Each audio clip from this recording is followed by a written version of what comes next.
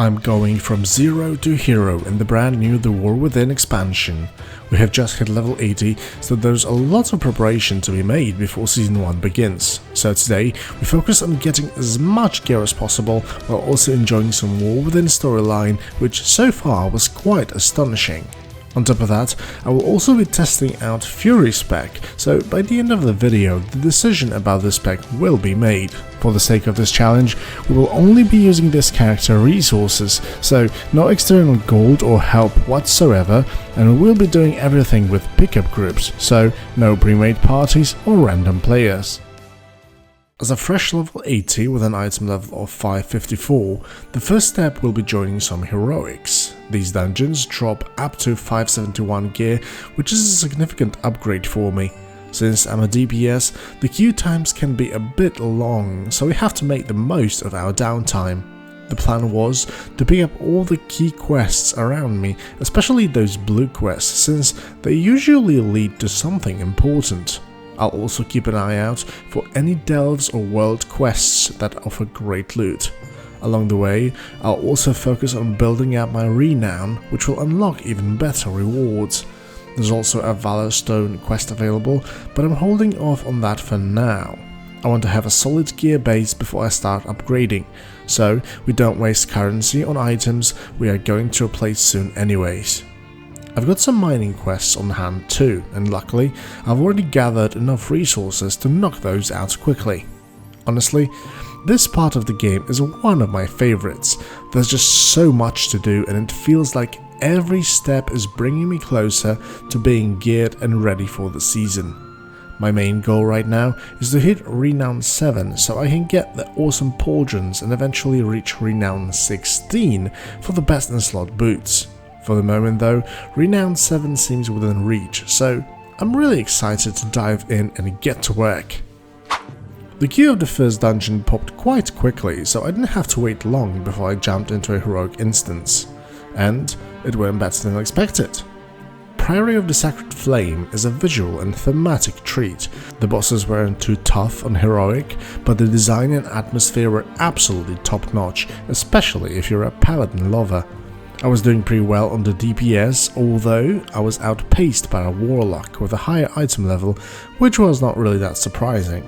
There were a few intense moments with an unexpected AoE that could have wiped us, but we managed to pull through. Everyone's still learning these new instances, so there's definitely a learning curve as people try to figure out things together. Playing as an arms warrior is incredibly satisfying, especially when I get to unleash those blade storms. It just feels so powerful, man. By the end of the run, I scored a heroic weapon upgrade, which is perfect because now I can test out Fury in the next instance. I want to compare the specs, and with my overall DPS for over 500,000 with arms, it'll be interesting to see how Fury performs with the same item level. It gets even better, as now we look like certified Cervantes from Soul Calibur series, which I absolutely adore.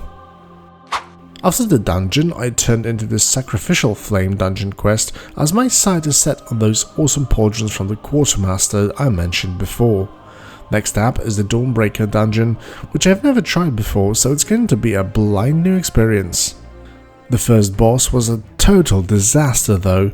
The Deadly Boss Mods add-on warned me to run out, but I didn't realize I could mount up and fly away, so I ended up failing very hard.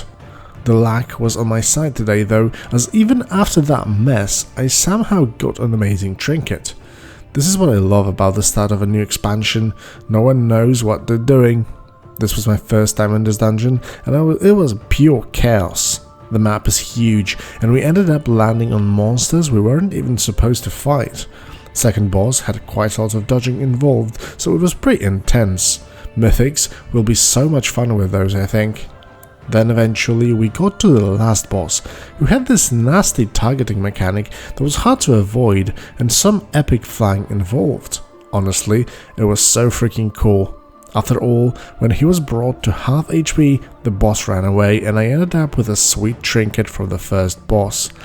But yeah, since I died and the dungeon was quite a messy ride, my DPS wasn't really that great, so I'll definitely need another run to really test my setup.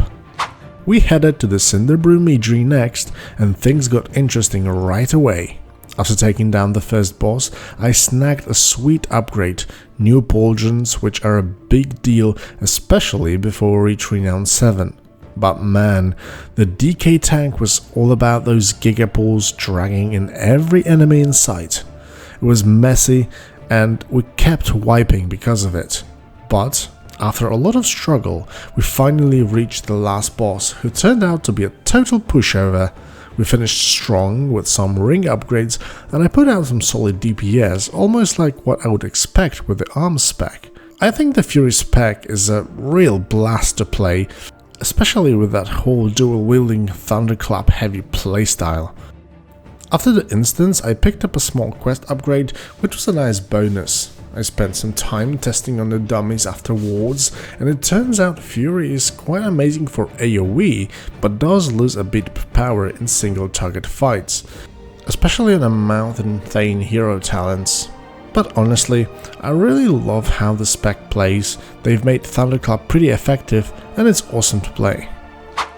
In the Isle of Dawn, a special assignment showed up on the map with some improved rewards, but I still need to wrap up 2 more quests to be able to attend it. First on the list is the race, which I had to do because Theatre Troupe public event was just not an option for the moment. There's also a world quest nearby that's pretty straightforward, so it shouldn't be that much of a hassle. The race itself was fairly easy, though I did clip a branch while zipping through a small forest. Luckily, that didn't stop me from crossing the finish line and completing the quest. Next up, I found a great trick for mining those armed nodes. There are explosives scattered everywhere, but none are directly on top of the nodes. If you just stand on top of the node, you're pretty much safe from any explosions. While doing the quests, I found myself close to Earthcrawl Mine Delve, and since I've got a restored coffer key, I was thinking of giving it a shot to see myself what rewards we can snag out of it. Suddenly, the queue popped up and we went straight into the City of Threads, and it turned out that it's definitely more complicated than your typical dungeon. You have to know exactly where to go and how to find the Eyes of the Queen. The place is huge with tons of movement, and you have to dodge all these priests to avoid triggering an alarm. During the second boss fight, a mage absolutely wrecked the Fangs of the Queen. He went absolutely mental with 1.5 million DPS, while I was only at almost 800. Nuts! After that, the second part of the instance went by pretty fast, with us downing boss after boss. Unfortunately, no rewards dropped this time, so no luck there, but it was still a lot of fun. Next up, we finally used our key to enter the Bountiful Delve, and this time it was the one with the spider theme. I remember the last time we were here, we had to use the grapple hooks to get around. But this time, we got to run around with a flamethrower instead. At this point in gearing up, it seems like only the Bountiful Delves are really worth our time, since they drop 571 item level gear, whereas the normal ones only give us 554. The run was a bit more challenging, even though we had a pretty overpowered flamethrower. Our AoE damage was solid, but we had to stay on top of things, constantly dealing damage and burning everything in our path, including the webs to clear our path.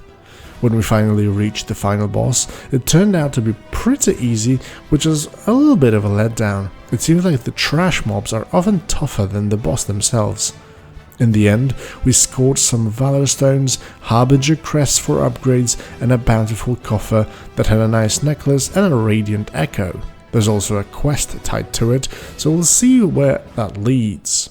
It looks like these Bountiful Delves are going to be great for gearing up, but currently it's better to keep the keys for the future, as the gear we get is the same as the one from the heroic dungeons.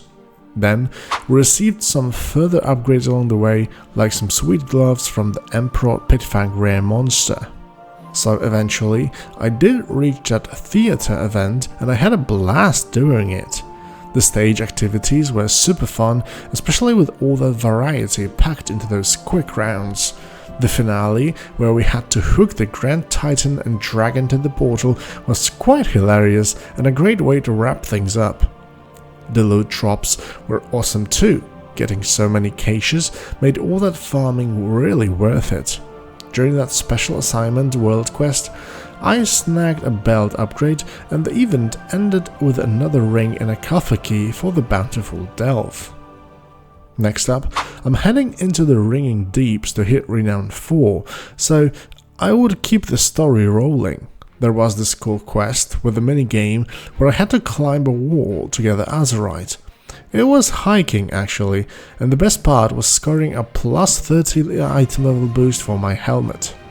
Those minigames in the War Within are pretty damn cool, not like another turtle made it to the water. Eventually, I also wrapped up the Radiant Echo quest, though it didn't seem to do much in the end. I love how even the small things in the open world like chests and packs still hold value by giving renown and other rewards. They might not offer huge upgrades, but they're definitely worth grabbing now. I recently stumbled upon a big rare that gave me a modest plus 4 item level boost. The real win though was reaching a Renown 4, which unlocked the next part of the campaign. An alliance reinforcements showed up and suddenly I found myself teleported to a place that reminded me of the heart of Azeroth. There was a quick minigame there, nothing too challenging, which makes me wonder how the Legion and other baddies managed to break through Azeroth defensive so easily. In the middle of all this, I decided to upgrade my weapon to a solid 587 item level.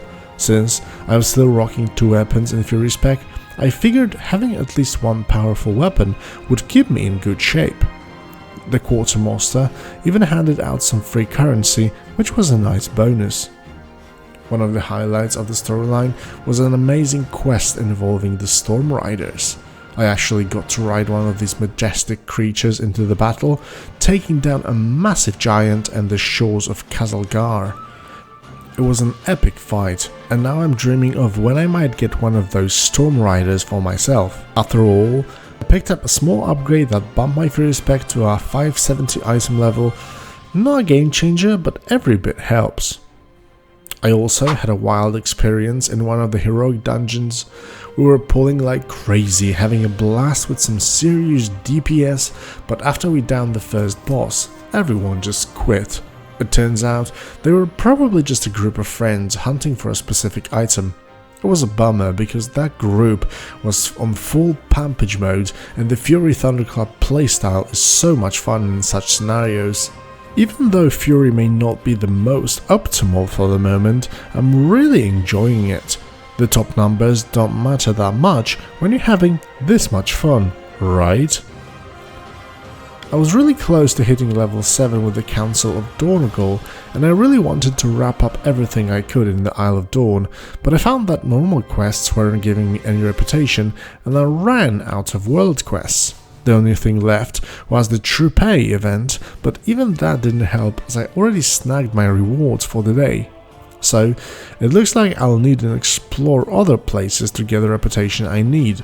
Luckily, I did figure out that rare mobs are the biggest supply of the reputation as I get 150 for each of them.